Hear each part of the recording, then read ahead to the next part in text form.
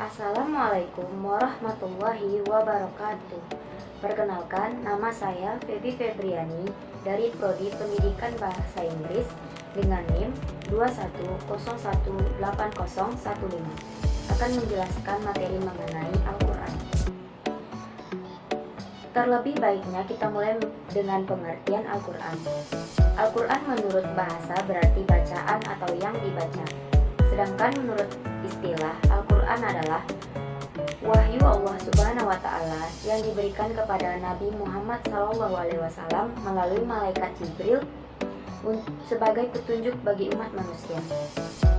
Adapun nama lain Al-Quran yaitu 1. Alkitab dijelaskan pada Quran surat An-Nabi ayat 10, 2. Al-Furqan dijelaskan pada Quran surat Al-Furqan ayat 1, dan Az-Zikru dijelaskan pada Quran surat Al-Hijr ayat 9, serta Al-Tanzil dijelaskan pada Quran surat Asy-Syu'ara ayat 192. Lalu terdapat juga fungsi dan kandungan Al-Quran. 1. Fungsi Al-Quran yaitu Al-Huda sebagai petunjuk, Al-Furqan sebagai pembeda, Al-Mu'izzah sebagai nasihat, Al-Busyra sebagai berita gembira, serta Al-Tibyan sebagai penjelas, lalu Al-Musaddiq sebagai pembenar, dan Asy-Syifa sebagai obat, lalu Al-Muhkam. Lalu terdapat juga kandungan Al-Quran.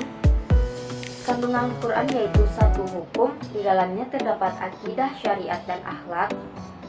Yang selanjutnya janji Allah diterangkan pada surat An-Nahl ayat 97, dan juga terdapat ancaman Allah diterangkan pada surat Thaha ayat 124, serta terdapat Qasas diterangkan pada surat Quran surat Al-Kahfi ayat 13, dan terdapat juga beberapa dasar ilmu pengetahuan seperti biologi, fisika, kimia, matematik, dan ilmu hitungan. Selanjutnya, kita masuk kepada kemukjizatan dan sejarah Al-Quran. Kemukjizatan, aspek kemukjizatan Al-Quran. 1. Sebagai bukti peristiwa yang terjadi. Yang kedua, sebagai wahyu yang berlaku di dunia hingga hari kiamat. Yang ketiga, tidak ada yang bisa melebihi kehebatan Al-Quran, baik dari segi arti maupun bahasa juga susunannya. Kita masuk kepada sejarah Al-Quran. Melalui malaikat Jibril, Al-Quran sebagai wahyu diturunkan oleh Allah kepada Nabi Muhammad SAW yang saat itu tengah bertempat di Jabal Nur, yaitu Gua Hira.